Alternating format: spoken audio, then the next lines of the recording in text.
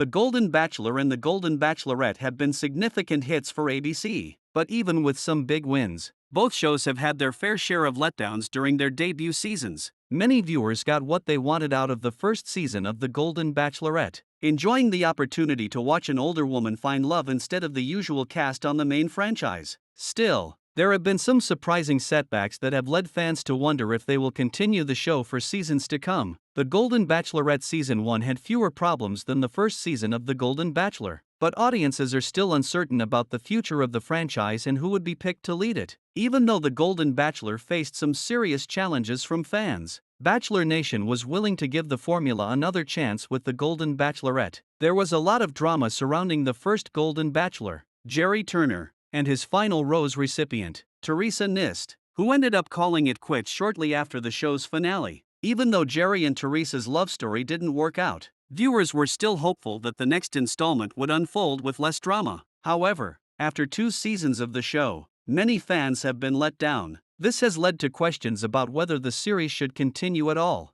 While The Golden Bachelorette hasn't faced issues with Joan as the lead, you can't say the same about the contestants. Bachelor Nation as a whole has been underwhelmed by most of the men this season, and the final 2 vying for Joan's heart were particularly disappointing. In the episode before the finale, Pascal, a salon owner from Chicago, broke up with Joan during an emotional boat cruise in Tahiti, telling her he didn't feel a strong connection. This left Joan with 2 remaining suitors, Chuck Chappell and Guy Gansert. While both appeared to have some level of connection with Joan, neither seemed like a strong match. Chuck has been a consistent red flag throughout the season, focusing only on Joan and disregarding the rest of the group. Meanwhile, Guy's personal issues, which are separate from the show, have made it hard for viewers to fully support him. In the end, Joan breaks up with Guy before he has the opportunity to meet her family. During the After the Final Rose special, The Golden Bachelorette clarified she was getting there with Guy, but they needed more time. During the final scenes of the series,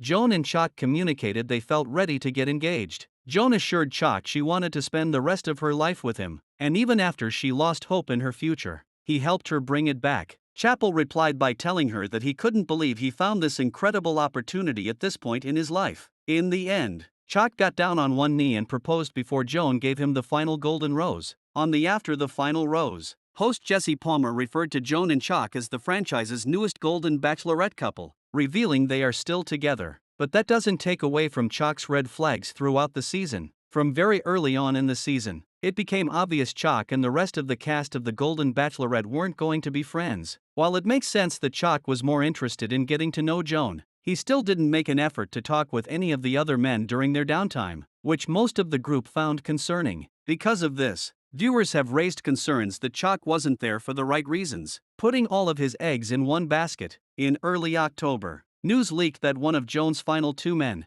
Guy, had a request for a restraining order filed against him by his ex-wife. This raised a lot of concerns from Bachelor Nation, as it's the second time a restraining order has been reported about one of Joan's contestants. Plus, there was also restraining order news about the Bachelorette Jen Tran's final choice, Devon Strader. It was reported Guy was the subject of a temporary restraining order request 3 years ago, soon after his divorce from ex-wife Heidi Severs-O'Gara was finalized. On October 12, 2021, his ex-wife applied for a protection order against domestic violence in Nevada Family Court. 3 weeks later, she asked to withdraw the application, and thus, the temporary protection order wasn't granted. According to dismissal notes, the couple reached a no-contact agreement, regardless of an agreement being reached. Multiple contestants from the first season of The Golden Bachelorette had restraining orders against them, proving there wasn't enough background checks run for this batch of contestants. This proves ABC needs to look outside these contestants for the next lead. Pascal Ibgui has not been shy about how he wants to date younger women, which would be a requirement for him if he were to become the lead on The Golden Bachelor. If he was offered the role of The Golden Bachelor, Pascal would request they lower the age limit, even though he's older himself. During an interview after his time on The Golden Bachelorette, the 69-year-old said, "Yes, I'm old, but I don't go out with a 72-year-old woman." He also said it's harder for men and women his age to pick up and move their whole lives,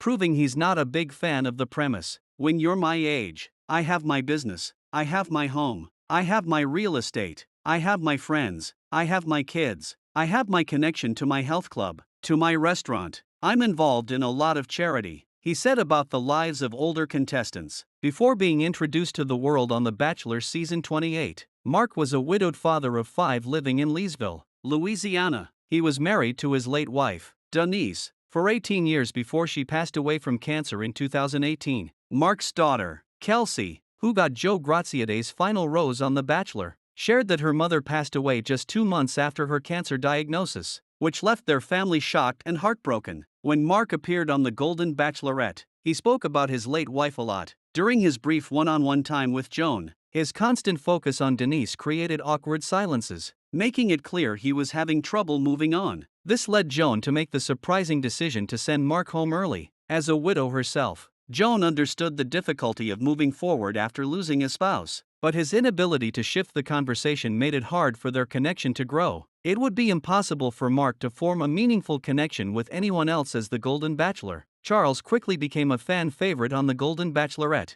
and if he were chosen as the next lead for The Golden Bachelor, he would make history as the first ever Asian male lead in the franchise. Jen made history earlier this year as the first Asian lead on The Bachelorette, which seriously paved the way for even more representation. Fans have been calling for an Asian bachelor for years, and in that aspect, Charles would be a person who could break that barrier. Still, many viewers have expressed concerns that Charles could be a clout chaser. When he left The Golden Bachelorette, it was clear that he didn't find love with Joan, but he didn't seem too beat up about that, saying that he found a different kind of love in his friendships with the men in the mansion. While many contestants on the show find lifelong friendships, Charles often seemed more focused on that than finding love. So it doesn't seem like he was on the show for the right reasons. One of the top picks for the next lead of The Golden Bachelor is Jonathan Roan, who was a fan favorite throughout The Golden Bachelorette. He was sent home right before hometown dates, which disappointed everyone who was rooting for him, but things ended up working out in his favor. Shortly after revealing that he was in a relationship, Jonathan introduced fans to his new girlfriend, Michelle Zimmerman. He took to Instagram to post a photo with Michelle on Saturday, November 9th.